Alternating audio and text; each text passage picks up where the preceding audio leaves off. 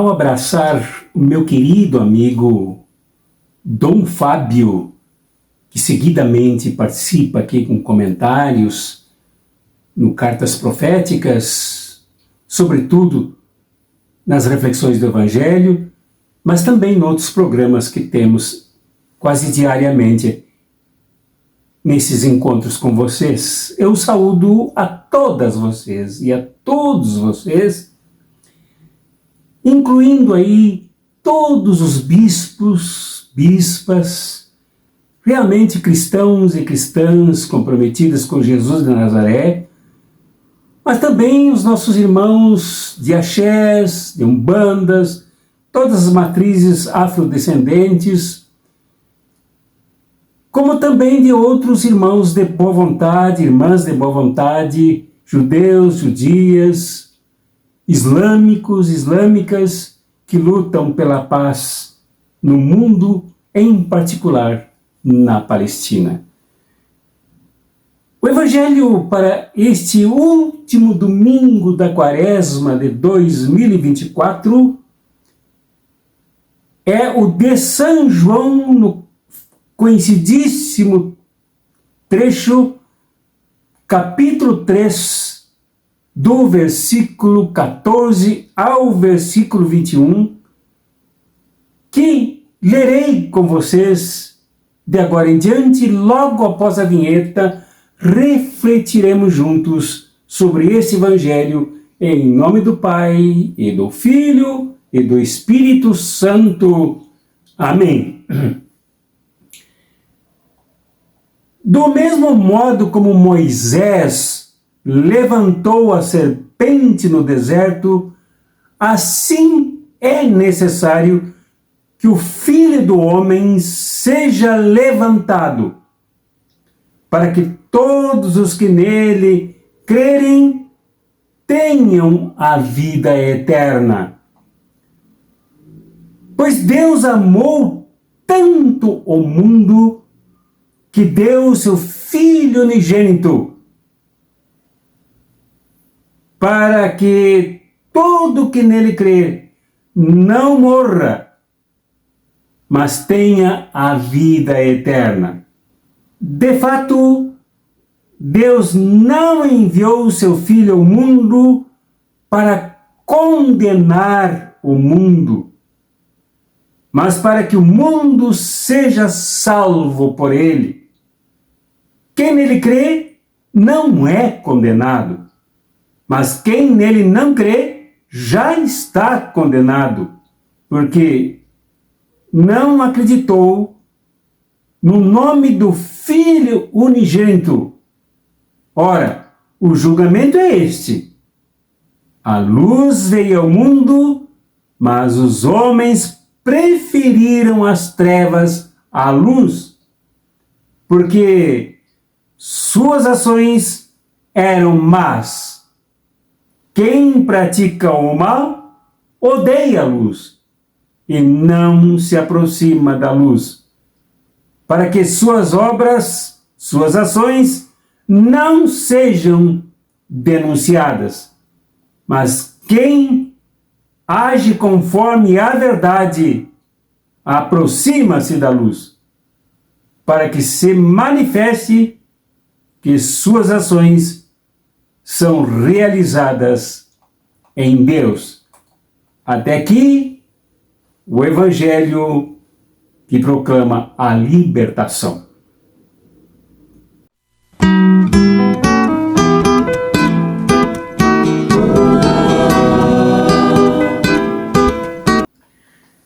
Este é um trecho conhecidíssimo do Evangelho.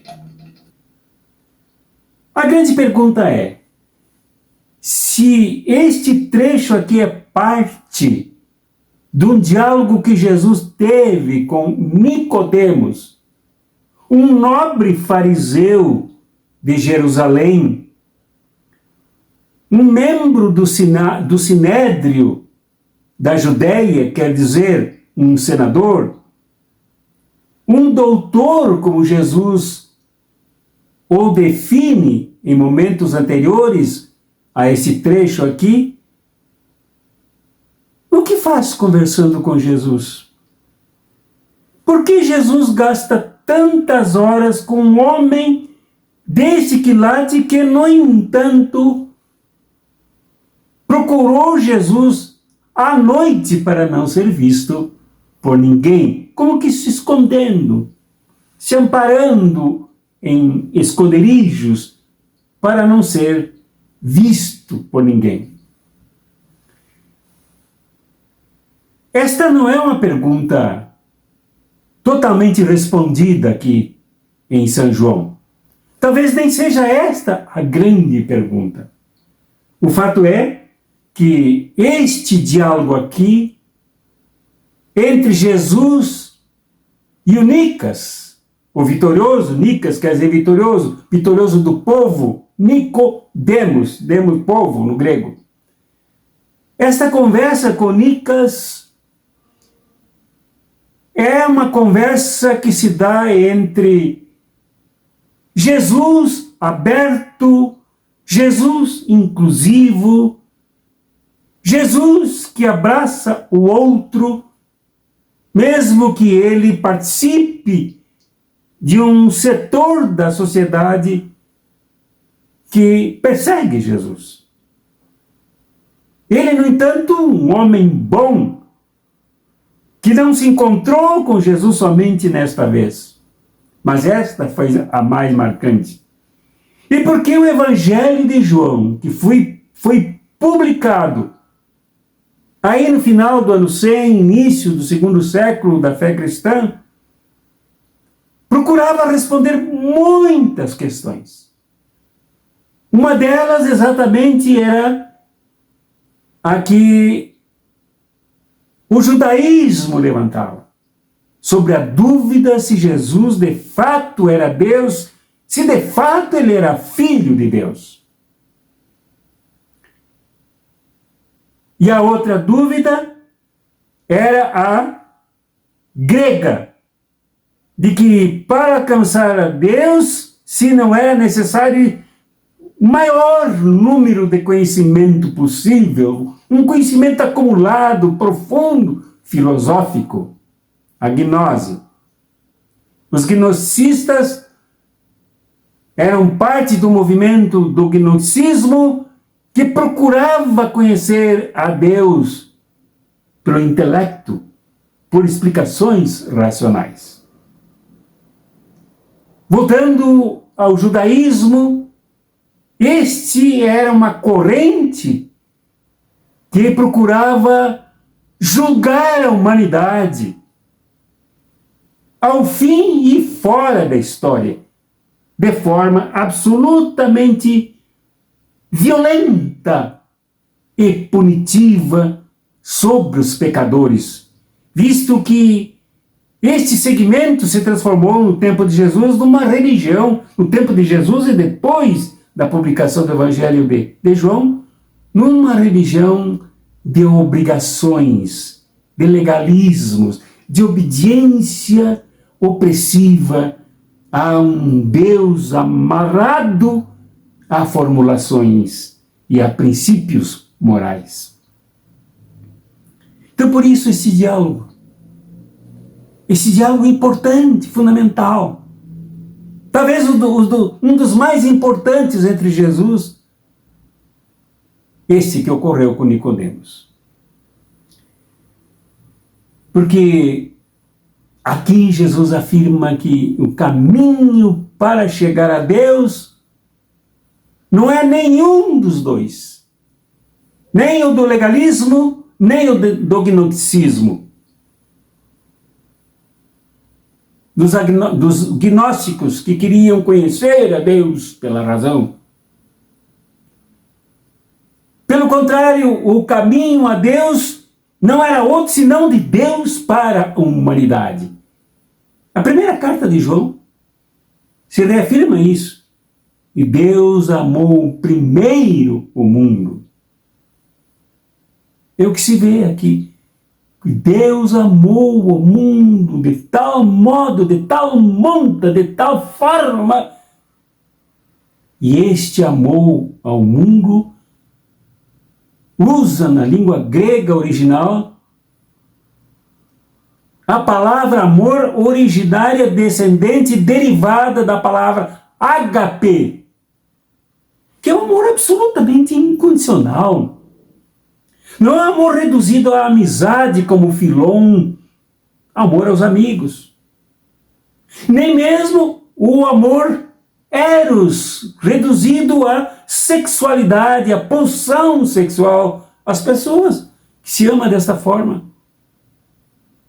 Nem mesmo o amor filantrópico, aquele que se dá nos momentos de dificuldades dos amigos. Mas o amor ágape, agapon, agape, que é este tão grande, tão imenso, tão inclusivo, tão gigantesco, que ainda produz senso de coletividade nas pessoas amadas. Deus amou o mundo a partir desta força grandiosa que o levava a perceber que esse amor para salvar a humanidade seria assim ou não teria mais saída para a espécie humana e para o próprio universo, visto que a palavra mundo aqui também tem o sentido do universo, cosmos. Deus amou ao mundo. Esse amor, então, coloca na linha de frente o próprio Deus como seu filho, Jesus. A trincheira é ocupada por Jesus. Sem armas, sem violência, sem ódio, sem exclusões, sem discriminações, sem pisar nos outros. Pelo contrário, como veremos daqui a pouquinho, em promoção das pessoas, promoção do outro. Amou o mundo, e esse mundo tem dois sentidos. Um sentido de mundo que é exatamente o contrário disso que Deus é na sua natureza de amor, de ágape, de entrega, de despojamento de tudo o que é em favor da humanidade. O primeiro sentido do mundo é o mundo oposto. É o mundo dominado pelo mal. Nisto falará mais adiante, no trecho que nós lemos. Dominado pela mentira, a anti-verdade. Dominado pelas trevas, a anti-luz, que é a origem de todas as maldades absolutas e monstruosas do ser humano. Mesmo assim, Deus ama este mundo, as pessoas que vivem neste mundo, esse mundo que é o portador da cruz, esse mundo que é o detentor da força de crucificar, este mundo que é o industrializador dos exércitos que matam através da cruz, este mundo que impiedosamente impulsiona as maretas contra os pulsos e mãos dos crucificados, entre os quais o próprio Jesus. Esse é o mundo, esse mundo só sabe fazer principalmente isto.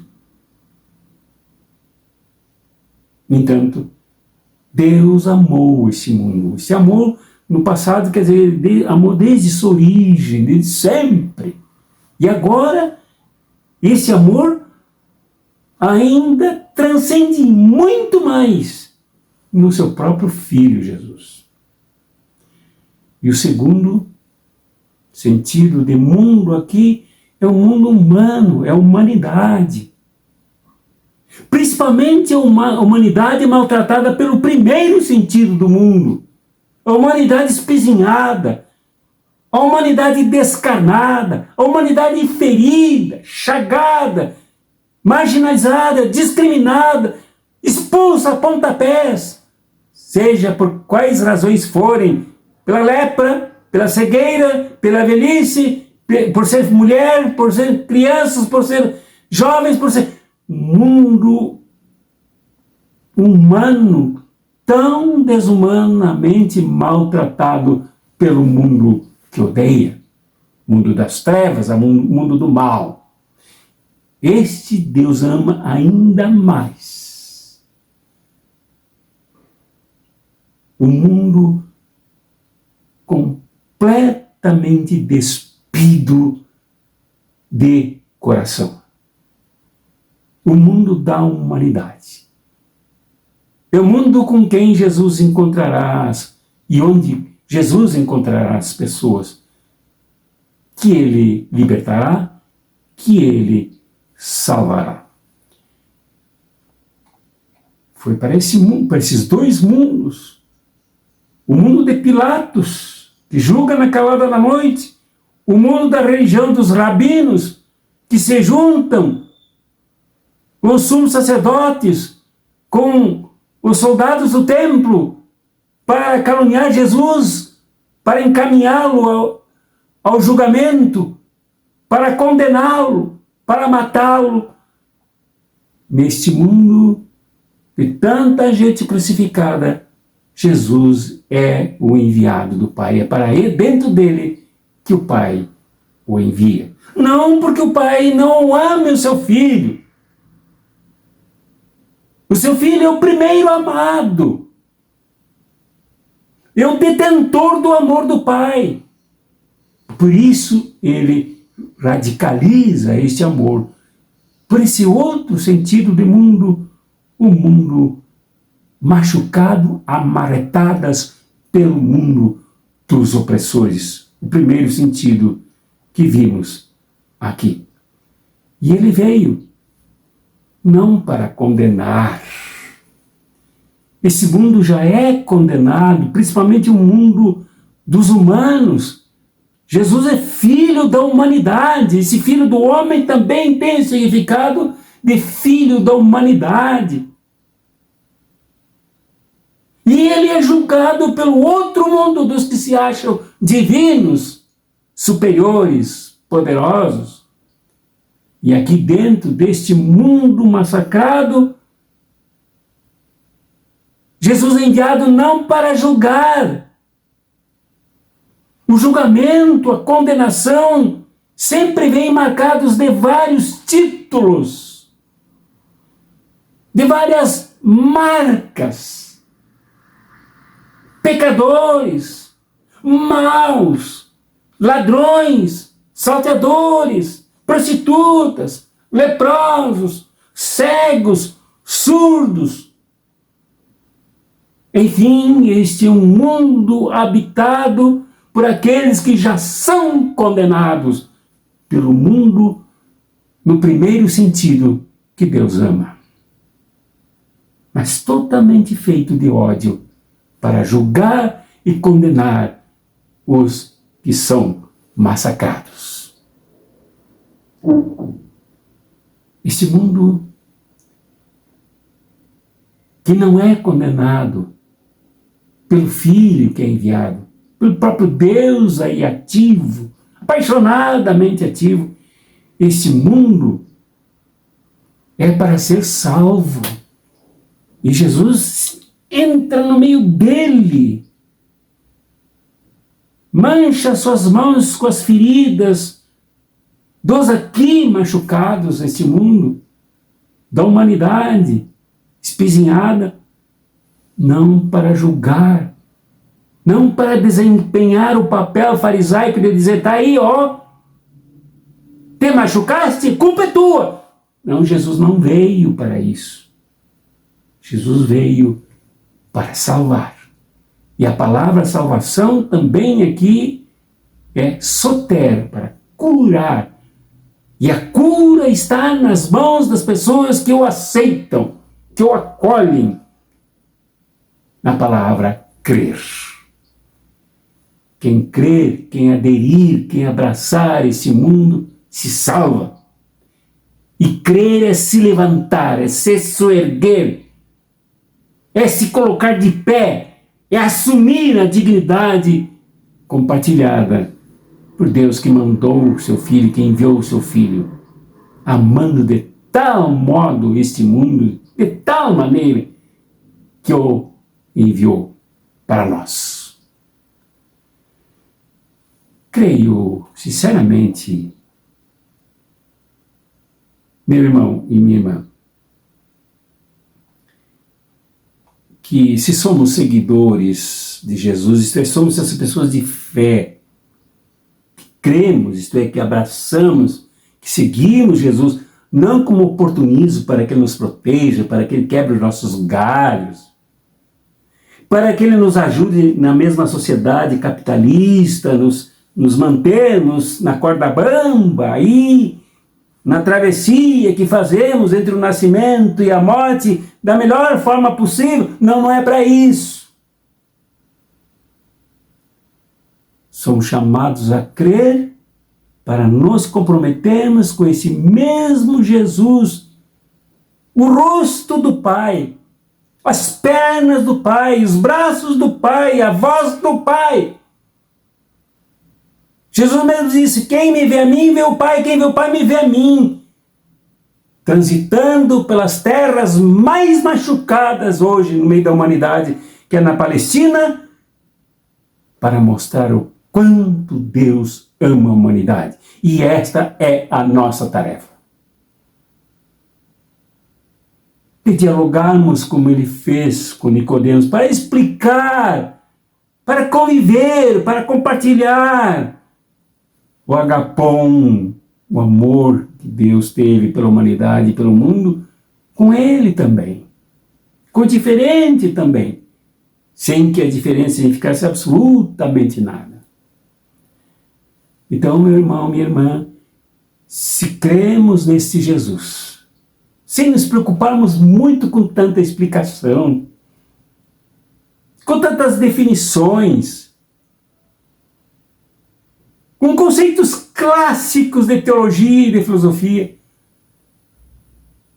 mas de aderirmos a esse projeto do Jesus que vem, mesmo que hajam julgamentos, e Ele foi vítima dos julgamentos, mesmo que hajam as cruzes, e Ele foi alvo da cruz, mesmo que sejamos vítimas de traições, Ele foi alvo do traidor.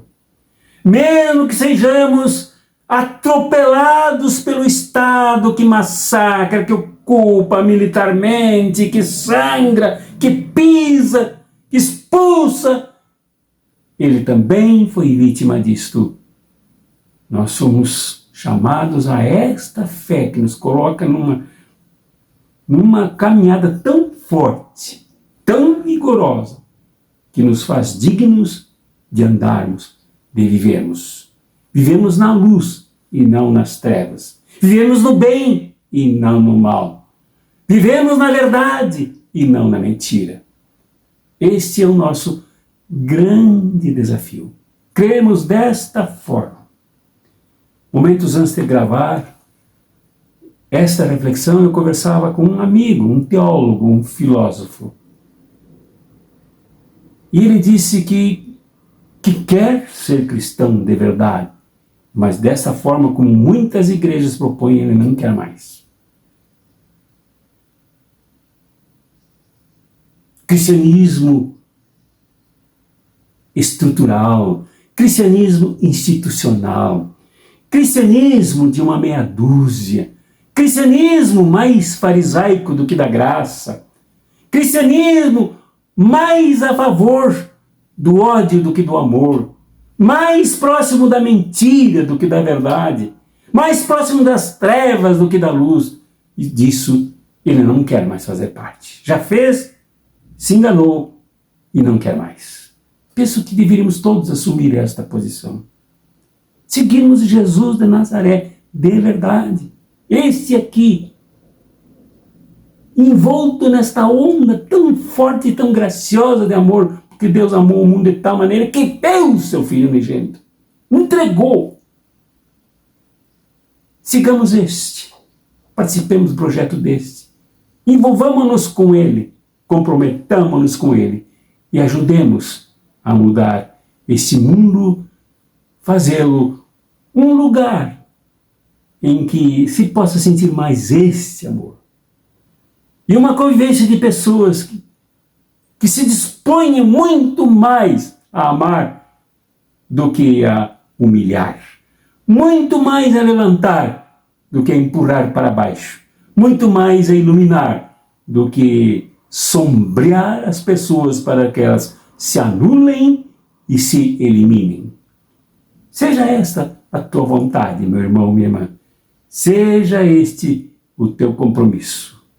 E que a bênção deste Jesus fascinante do encontro com Nicodemos e o amor de Deus Pai que ama tanto a humanidade que o enviou, e que o Espírito Santo, aquele que nos faz nascer de novo, com um novo sopro, uma nova humanidade, uma nova imagem de Deus, sejam contigo, meu irmão, minha irmã, em nome do Pai, e do Filho, e do Espírito Santo.